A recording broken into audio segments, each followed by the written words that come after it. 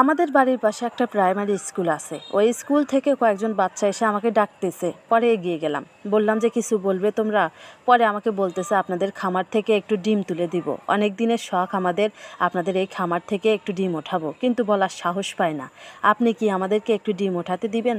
পরে বললাম আচ্ছা ঠিক আছে, তোমরা ডিম ওঠাবে, কিন্তু তোমরা যে অনেকগুলো এসেছো, এতজন একসঙ্গে খামারের ভিতরে ঢোকা যাবে না, তোমরা 2জন করে আসতে পারো, সমস্যা নেই। পরে সবাই চলে গেছে, আর 2জন আছে, ওই 2জন খামারের একদিকে ডিম ওঠাচ্ছে। যাই হোক বন্ধুরা, এই কয়দিন কিন্তু প্রচুর তাপমাত্রার ফলে আমাদের খামারের মুরগিগুলো অসুস্থ হয়ে পড়েছিল। অনেক ওষুধ খাওয়ালাম, অনেক ভ্যাকসিন দিলাম, আমরা ভেঙেই পড়েছিলাম প্রায়।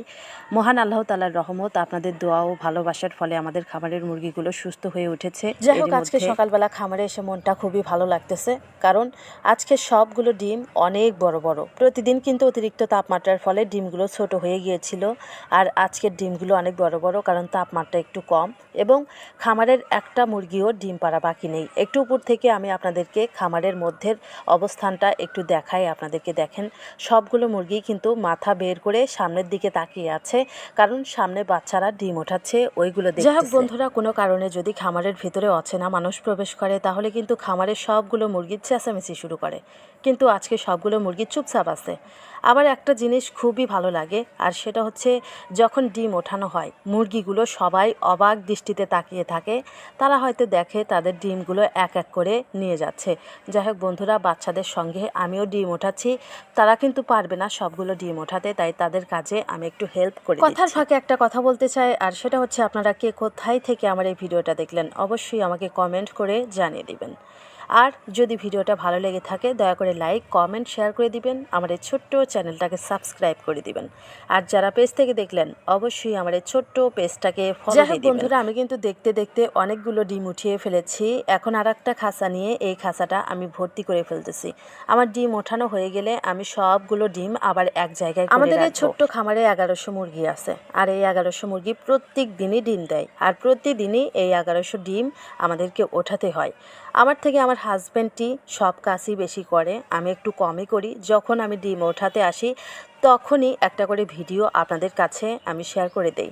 এখন দেখতে পাচ্ছেন এই সাইডে ডিম তোলা বাকি আছে, এই সাইড ডিম তুললেই ডিম তোলা আজকের মতো শেষ। দেখুন সবগুলো মুরগি কীভাবে সামনের দিকে তাকিয়ে আছে, তারা দেখতেছে তাদের ডিমগুলো আমি নিয়ে যাচ্ছি। যাই হোক বন্ধুরা, একটা কথা বলতে চাই, আর সেটা হচ্ছে এখন কিন্তু ঝড় বৃষ্টি, প্রাকৃতিক দুর্যোগের দিন শুরু হয়ে গেছে। সবাই একটু সাবধানে থাকবেন। হঠাৎ করে আমাদের গ্রামটা অন্ধকার ঘন কালো মেঘে ঢেকে গেল। এমন সময় আমি ঘরের ভিতরে ছিলাম আমার মেয়েকে নিয়ে, হঠাৎ করেই বিদ্যুৎ চমকানো শুরু হলো। আর এমন সময় এত জোরে একটা বিদ্যুৎ চমকালো যে আমার মেয়ে দৌড়ে এসে আমার গলা সাপটে ধরলো। তার একটু পরে শুনলাম যে আমাদের গ্রামে নাকি 2জন মানুষ মারা গেছে। এই সময় কিন্তু যখন বিদ্যুৎ চমকায়, বাচ্চাদেরকে কাছে কাছে রাখবেন, বাচ্চারা কিন্তু এমনিতেই কোমল হৃদয়ের, তারপরে আবার এত জোরে শব্দ তাদের হৃদয়কে নাড়া দিয়ে ফেলে।